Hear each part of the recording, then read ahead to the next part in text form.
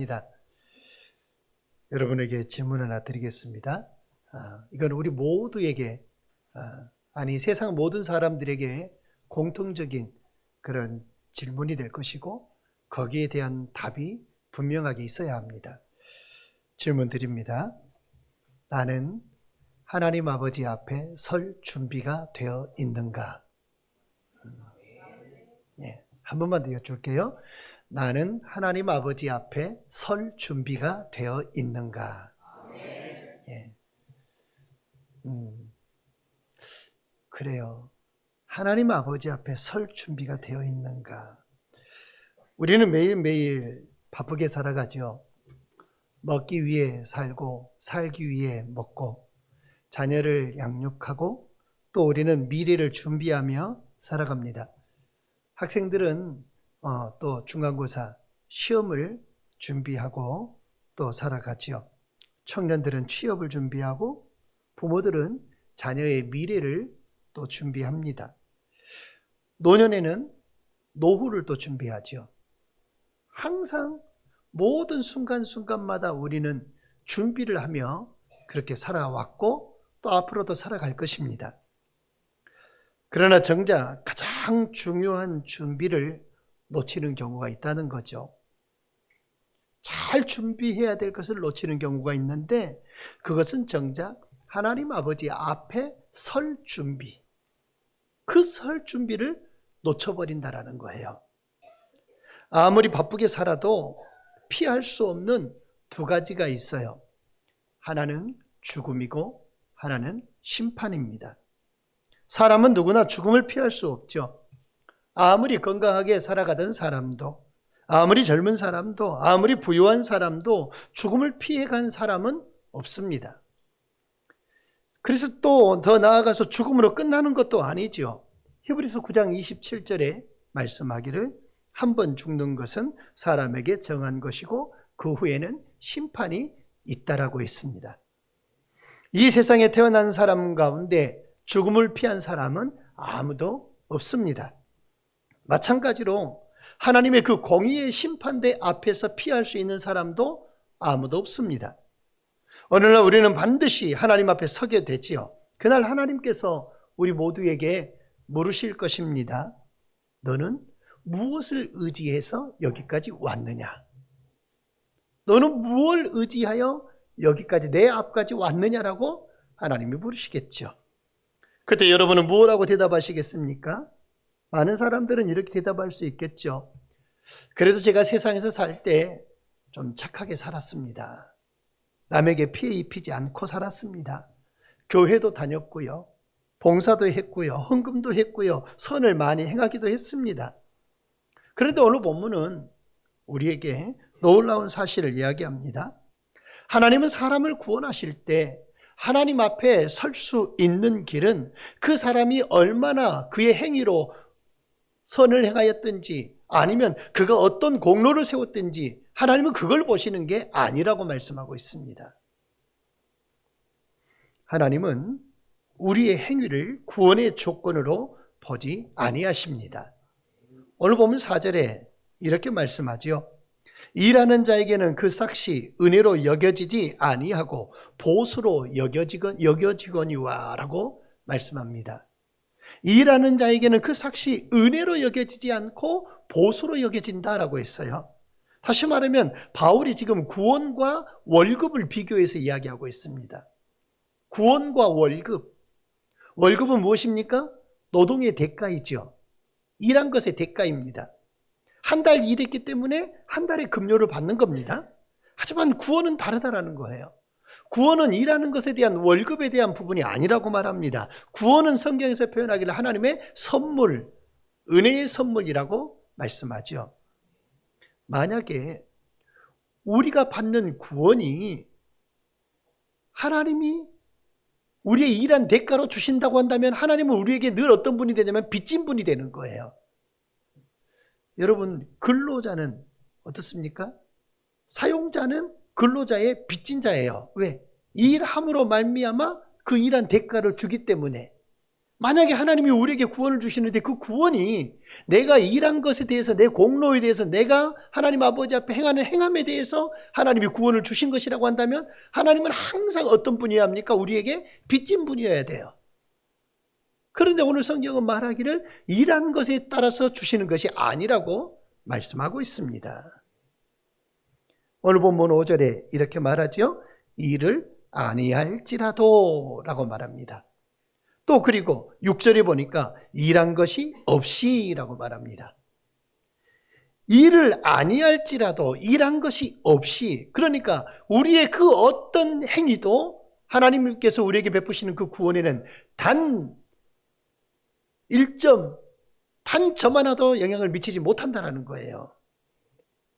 우리가 하나님께 인정받기 위해서는 많은 일을 해야 할 것 같지만 성경은 오히려 반대로 이야기하고 있습니다. 일을 아니하고 일한 것이 없이라고 말씀하고 있어요. 왜 그렇습니까? 만약에 구원이 우리들의 행위에 달려 있다면 천국은 누가 가야 할까요? 아주 돈이 많은 사람이랄지, 아니면 시간이 좀 많은 사람이랄지, 아니면 능력 있는 사람이랄지, 아니면 착하고 남을 돕는 것이 아주 즐거운 사람이랄지, 이런 사람들이 가는 곳이 천국이어야 합니다. 오늘 본문에 왜 아브라함을 언급하고 있습니까? 4장 1절에 보면 그런즉 육신으로 우리 조상인 아브라함이 무엇을 얻었다 하리요? 라고 말하면서 아브라함을 등장시킵니다. 이 아브라함은 유대인들이 아주 최고의 신앙인으로 여기는 사람입니다. 조상이죠. 창세기를 가만히 살펴보면 아브라함도 어떤 사람입니까? 허물이 참 많았던 사람입니다. 믿음의 조상이라고 불림받기는 하지만 허물이 참 많았던 사람이에요. 아내 앞에서 참 비굴했어요. 예. 어떻게 비굴했어요?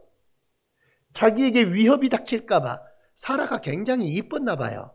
그렇죠? 네, 사라가 아주 이뻤어요. 그러니까 다른 사람이 애굽의 왕이 볼 때 어떻습니까? 너무 예쁘다. 너무 예쁘니까 마음에 그냥 흑심이 드는 거예요. 그래서 물어보는 거죠. 결혼했냐고, 부인이냐고. 그런데 아브라함이 뭐라고 대답했어요? 아주 비굴했어요. 우리 남성 여러분 이렇게 비굴하지 맙시다. 예. 누이예요라고 비굴하게. 예. 그게 한 번이에요? 아니요. 2번이에요. 그것만 비굴했습니까? 아닙니다. 하나님의 약속을 믿지 못해서 하갈을 통해서 이스마엘을 낳습니다. 또한 두려움도 많고 실수도 많았어요. 그런데 하나님은 그를 의롭다라고 말씀하셨습니다. 그의 행위가 아니었다라는 거죠. 행동으로 보면 여러분들보다 훨씬 못해요. 그냥 쉽게 표현하면. 우리보다 훨씬 못한 사람이에요. 여기 계신 분들 가운데 혹시 아내 보고 누이라고 비겁하게 하신 분들 계세요? 없잖아요.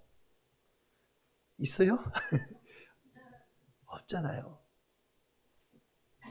하나님의 그 약속을 받고도, 온전한 그 약속을 받고도 뭐 아내를 둘, 셋 두고 뭐 그런 분 계세요? 없잖아요. 그런데도 하나님은 그를 의롭다라고 인정하시죠. 행위 때문이 아니라는 겁니다. 믿음 때문이었다라고 말합니다. 창세기 15장 6절에 아브라함이 여호와를 믿으니 여호와께서 이를 의로 여기셨다라고 말씀하고 있습니다. 성경은 처음부터 끝까지 우리의 행위가 아니요 믿음을 말씀하고 있어요. 많은 사람들이 착각합니다. 복음을 전하면 그들이 뭐라고 이야기합니까? 예수를 전하며 신앙생활을 유도하면, 권하면 제가 죄가 많아서, 저도 그런 얘기도 해본 적이 있습니다. 교회 안 다닐 때 복음을 받아들였을 때 어느 누군가 저에게 전했는데 나 죄가 많아서 그랬던 적이 있어요. 속으로는 나 죄 없는데 그러면서 좀 더 착해진 다음에 가는 곳, 그것이 교회인 줄로. 술 마신 사람은 술 끊고 가겠다고, 담배 피운 사람은 담배 끊고 가겠다고. 왜냐하면 다 알아요. 교회는 술, 담배를 안 해야 된다는 걸. 교회 생활하면 대부분 다 알아요. 그런데 술 끊고 가겠다, 담배 끊고 가겠다, 죄를 정리한 후에 가겠다. 여러분, 아닙니다. 병원은 건강한 사람이 가는 곳이 아니죠. 아픈 사람이 가는 곳이 병원입니다. 뭐 술 드셔서 아프다 그게 아니에요. 예. 교회는 하나님의 거룩한 은혜 안에서 그 은혜의 복음을 들어야 될 사람들이 가야 하는 것이 교회이죠. 예수님 말씀합니다. 의인을 부르러 온 것이 아니요 죄인을 부르러 왔다. 하나님은 어느 누구에게든지 동일한 구원의 길을 열어놓으셨다라는 것입니다. 구원은 노력의 대가가 아니요 하나님의 선물인 줄 믿습니다. 아주 애워놓으세요.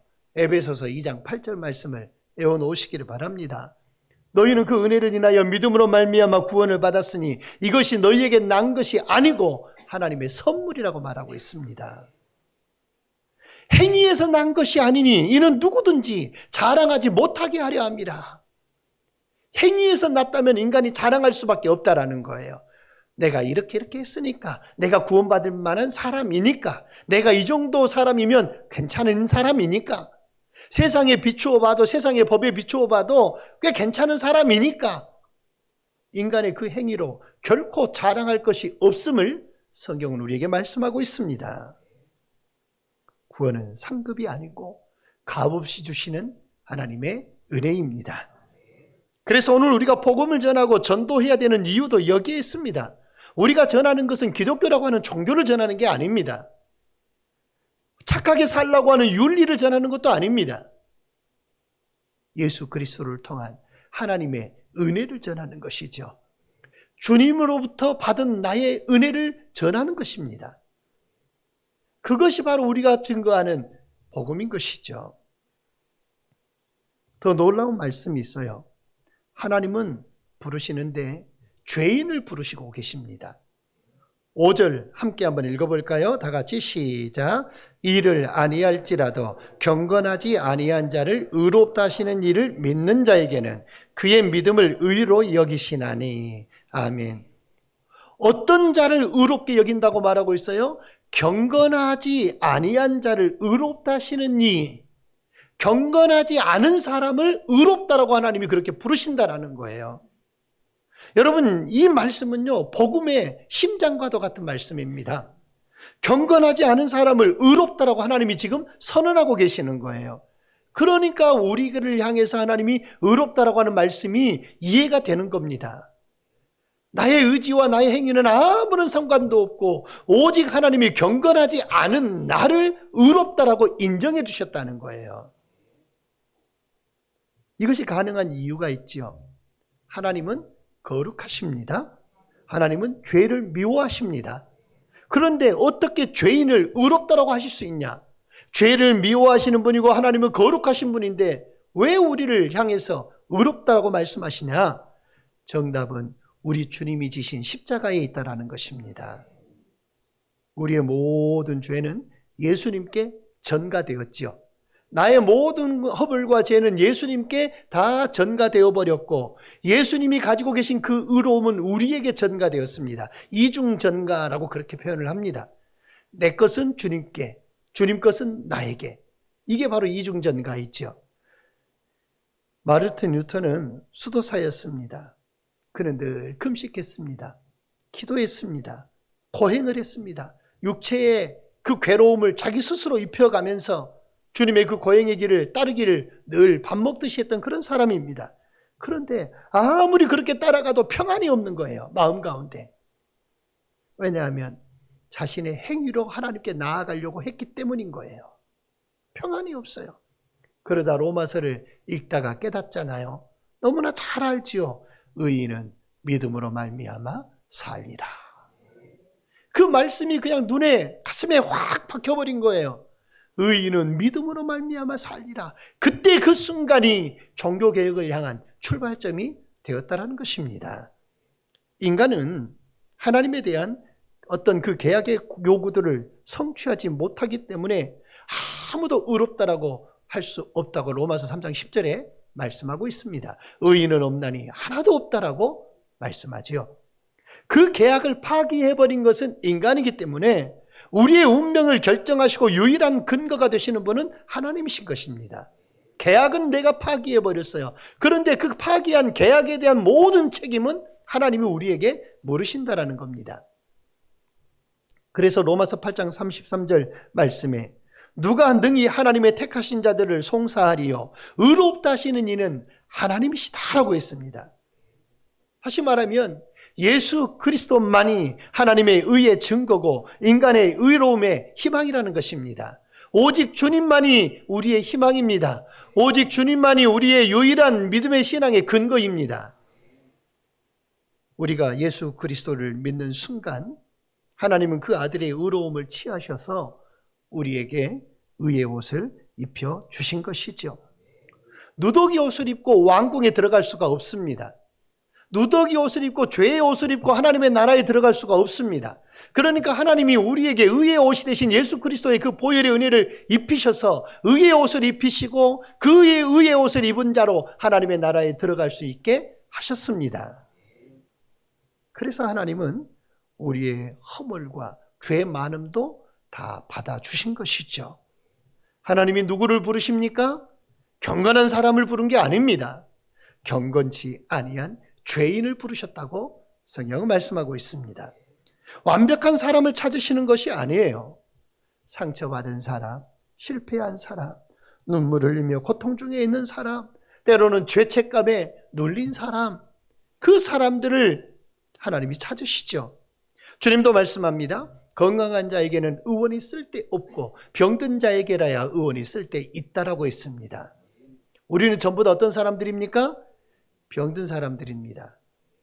병든 사람들이 없기에 주님이 우리를 부르셔서 주님의 거룩한 은혜 안에 초청해 주셨고 그리고 우리를 치료하신 것이죠. 교회는 그래서 의인을 위한 장소가 아닙니다. 죄인이 은혜를 누리는 곳입니다. 그래서 우리가 복음을 전하는 대상도 완벽한 사람이 아닙니다.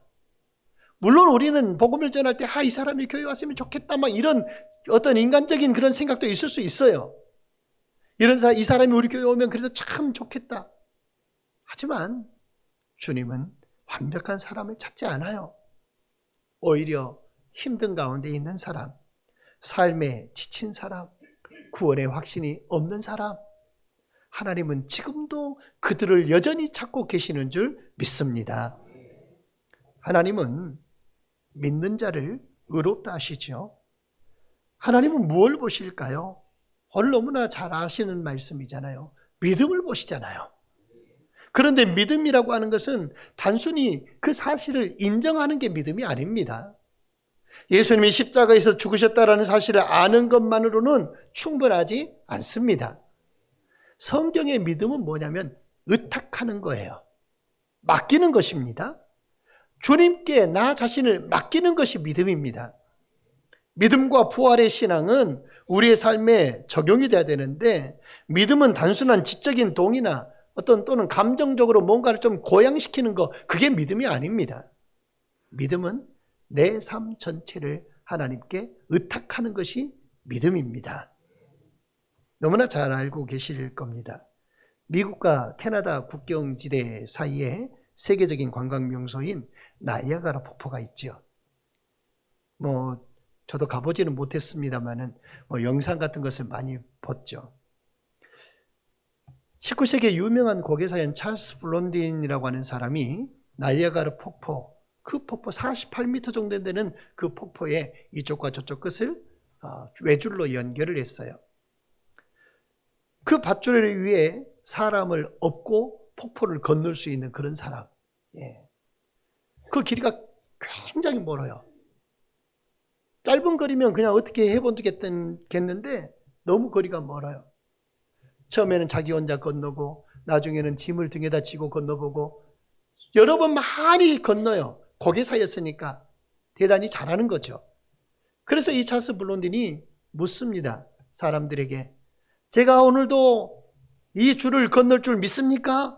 이 폭포를 건널 줄 믿습니까? 물으니까 뭐라고 대답했겠어요, 다들? 예? 뭐라고 대답했을까요? 네, 믿습니다. 그랬어요. 한번 해볼까요? 제가 오늘도 이 폭포를 건널 줄 믿습니까? 이래갖고 어디 은혜가 되겠어요? 응? 그 텔레비전이나 드라마 보면 아주 그냥 믿습니다 할 때 그냥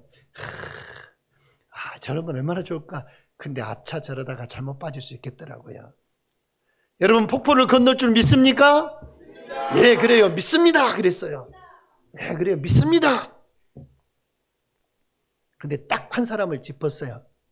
저기 우리 자매님, 예, 노하순 자매님, 제 등에 업혀서 제가 건널 줄 믿습니까? 그러니까 뭐라고 대답해요? 그렇게 안 했어요. 우리 노하순 자매님은 믿음이 좋아가지고 그렇게 얘기하는데 옆에 있는 신사에게 그렇게 물으니까 이 신사가 주저주저 하는 거예요. 분명히 믿는다고 대답했거든요. 근데 주저하면서 뭐라고 하냐. 저 집에 처자식이 있어가지고요. 제가 아직도 할 일을 다 못해가지고요. 하고 있는 버려놓은 사업이 많아가지고요. 별의별 변명을 다 댑니다. 아무도 그의 등에 업혀서 건너려고 하는 사람이 없어요. 분명히 다 믿는다고 했어요. 여러분, 믿음과 실제는 이렇게 다르다라는 거예요. 혹여 우리의 믿음이 그런 믿음 되고 있지는 않나요? 그런데 그 중에 딱 한 사람이 그에게 등에 업혀서 그 폭포를 건넙니다. 찰스 블론딘의 매니저. 예. 그 곁에 바로 있었던, 늘 그와 함께 동행하고 그를 진짜 믿었던 그의 매니저만 그의 등에 업혀서 그 폭포를 건너요. 여러분, 우리의 믿음이 바로 이런 매니저의 믿음이어야 할 줄 믿습니다. 여러분, 입으로 믿는다고 말하는 것과 실제 내 삶의 무게를 그의 등에, 주님의 등에 업히는 것은 완전히 다른 문제예요.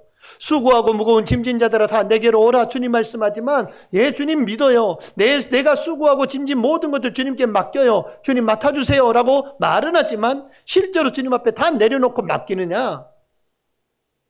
여전히 내가 지고 가고 여전히 내가 다시 내려놨다 교회에서 끝나고 예배 끝나고 집에 갈 때는 다시 지고 가고, 그것이 우리의 믿음의 현 주소가 아닌가.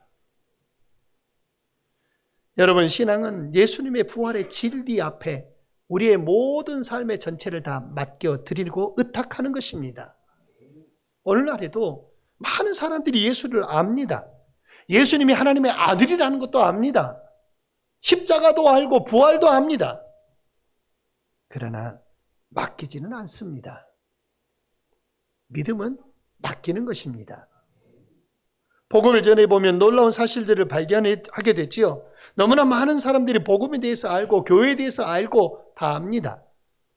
예수가 우리 죄를 위해서 십자가에 못 박혀 돌아가시고 우리가 그를 믿으면 구원을 얻는다는 사실, 예수의 죽음과 그 십자가의 부활, 복음의 기쁜 소식을 잘 알고 있어요. 그러면 잘 알고 있으면 교회 생활 할 것 같잖아요. 그렇지 않아요. 우리는 그런 사람들에게 뭐라고 답변해야 할까요? 오늘 본문 5절 끝부분에 보면 이렇게 말씀합니다. 그의 믿음을 의로 여기시나니. 경건하지 아니한 자를 불러서 그를 경건케 하시는 그 하나님이 그 사람을 택하셨다는 그 사실을 믿는 것, 그것을 의로움으로 여기셨다라고 오늘 성경은 말씀하고 있습니다. 마치 여기서 여긴다라고 하는 말은 회계적인 용어예요. 돈 계산하는 그런 용어란 말이죠. 여겨준다. 통장에 입금하듯이 그리스도의 의로움을 우리 계좌에 넣어주셨다라고 하는 그런 표현입니다. 정확하게 말한다면 셈하는 것이죠. 계산하는 것이죠. 우리의 믿음을 인정해 주시는 것입니다. 우리는 의로운 사람은 아니지만 우리를 의롭게 여겨주시고, 또 우리는 하나님의 아들이 될 수 없었지만 우리를 하나님의 아들로 딸로 삼아주셨고, 성경이 말하는 믿음은 예수를 안다가 아니라 예수님께 나를 맡긴다는 겁니다. 주님께 여러분의 인생을 맡기시기를 바랍니다. 죄의 모든 문제도 맡기시기를 바랍니다. 죽음 이후의 문제마저도 주님께 맡기시기를 바랍니다. 영원한 미래를 맡기는 것이죠. 복음은, 전도는 이 복음을 전하는 것입니다. 오늘 우리가 전도 대상자를, 새 생명들을 마음에 품으려고 작정하지요. 생각해 보십시오. 어느 누군가가 저와 여러분에게 복음을 전해 주었기 때문에 저와 여러분도 오늘 이 자리에 있는 것입니다. 어찌 보면 엄마 뱃속에서부터, 태중에서부터 나온 사람도 있겠죠. 그래서 교회가 마치 내 가정처럼 편안한 사람도 있을 겁니다. 하지만 그 무거운 몸을 끌고 교회에 늘 출입했던 어머님이 계셨잖아요. 어느 누군가 계속해서 복음을 듣게 해 주었다는 말이죠. 부모님이 전해 주셨을 수도 있고, 가족 중에 누군가가 전해 주었을 수도 있고, 친구가 전해 주었을 수도 있고, 직장 동료가 전해 줬을 수도 있습니다. 아니면 어떤 목사님이 전해 줬을 수도 있겠죠. 그래서 우리가 구원받은 사람으로 이곳에 있는 줄 믿습니다. 전도는 사람을 교회로 데려오는 게 아니라 예수님께로 인도하는 것입니다. 주님 앞으로 인도하는 것이 전도입니다. 오늘 우리가 작정할 그 사람은 어쩌면 하나님을 모르고 살아가는 사람일 수도 있고, 어쩌면 상처 입고 교회를 떠난 사람일 수도 있겠지요. 어쩌면 구원의 확신이 없이 살아가는 내 가족일 수도 있을 겁니다. 그러나 기억하십시오. 그도 언젠가는 하나님 앞에 서야 될 사람이라는 것. 여러분이 작정하는 그 이름 하나하나가 예수님께서 피 흘려 사신 영혼인 것을 믿으시기를 바랍니다. 그 사람도 복음을 들어야 합니다. 그 사람도 구원이 필요합니다. 그 사람도 예수님이 필요합니다. 그러므로 우리는 기도하고 마음에 품고 찾아가고 복음을 전해야 합니다. 오늘 주님이 우리에게 물으시죠. 너의 주변에 아직도 복음을 들어야 될 대상자가 누구냐? 이번 새생명 전도 대상자 작정은 단순히 이름을 적는 행사가 아닙니다. 한 영혼을 향한 하나님의 부르심으로 여기시고, 그 영혼을 여러분의 마음에 품으시고 그의 이름을 하나님 아버지 앞에 올려드리는 심정으로 마음 가운데 새기시기를 바랍니다. 그 영혼이 예수를 만나게 되는 거룩한 사명에 우리가 동참하는 것입니다. 말씀했습니다. 사랑하는 여러분, 우리 모두는 하나님 아버지 앞에 설 날이 있습니다. 그날 하나님께서 우리에게서 찾으시는 것은 우리의 공로가 아닙니다. 우리의 선행도 아닙니다. 오직 내가 예수 그리스도를 온전하게 믿었느냐, 그 믿음만 보십니다. 그 믿음으로 죄인이 의롭다함을 받고, 그 믿음으로 하나님의 자녀가 되고, 그 믿음으로 천국의 소망을 갖게 되는 것이죠. 오늘 이 자리에 계신 여러분들 가운데 아직 혹여 예수님께 나 자신의 삶을 온전히 맡기지 못한 분이 계신다면 예수를 나의 구주로 영접하며 사시기를 바랍니다. 그리고 이미 구원받았다면 아직 예수님을 알지 못하는 한 영혼을 가슴속에 품으시기를 바랍니다. 주님이 우리의 죄를 대신 지셨고 우리에게 의로움을 입혀주셨고 주님께 맡기는 그 사람이 구원을 받아 누리는 겁니다. 그래서 그 구원의 은혜를 경험한 우리가 그들을 향해 나아가게 되는 것이죠. 오늘 여러분의 마음에 품고 작정하는 그 새 생명의 이름이 하늘나라에서 함께 예배할 이름이 되시기를 바랍니다. 제가 조그마한 영상을 하나 봤는데 8살 먹은 아이가 엄마하고 같이 성경을 필사하고 있어요. 성경을 필사하는데 아이가 엄마한테 이렇게 물어요. 엄마, 나 커서 어떤 사람이 되고 싶은지 알아? 물어봤어요. 8살짜리가. 아주 대단하죠. 그렇게 물어보니까 엄마가 한참을 생각하더니 잘 모르겠는데 몰라 그랬어요. 그랬더니 8살짜리 아이가 뭐라고 엄마한테 대답을 했냐면 이렇게 말했어요. 아주 조용하게, 예배자. 이런 딸 하나 더 있으면 좋겠어요. 예배자. 하나님을 찬양하고 기도하고 그리고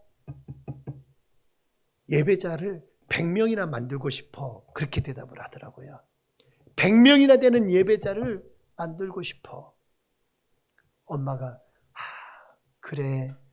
엄마도 참 예배자가 돼야 되겠다. 그 얘기를 나눠요.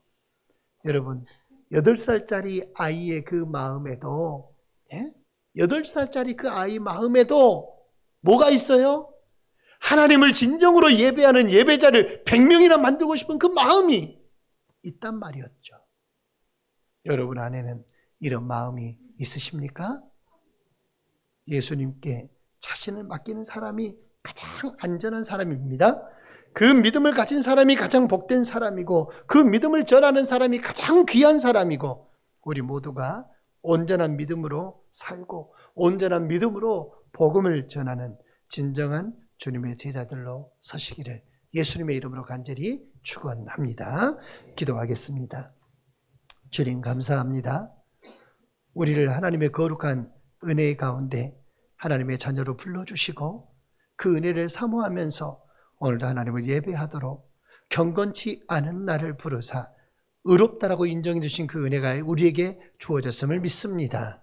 그 은혜 때문에 이제는 그 은혜를 전하는 자로 살기를 원합니다. 하나님, 연약한 우리를 붙드사 거룩한 주님의 풍성한 은혜 덧입혀 주시고 하나님, 우리가 구원받은 하나님의 백성이 됨과 같이 이제는 예수를 모르는 경건치 아니한 또 그 누군가를 찾아 나설 수 있는 저희들이 되게 하여 주시옵소서. 우리 가정에 그가 있습니까? 내가 직장 생활하는 그 직장에 그가 있습니까? 내가 만나는 이들이 그 사람입니까? 하나님, 오늘 우리 마음 가운데 기억나게 하시고 또 오르게 하시고 그들을 주님 앞으로 인도하여 거룩한 하나님을 예배하는 참된 예배자로 살아가게 하여 주시옵소서. 예수님의 이름으로 간절히 축복하며 기도드리옵나이다. 아멘.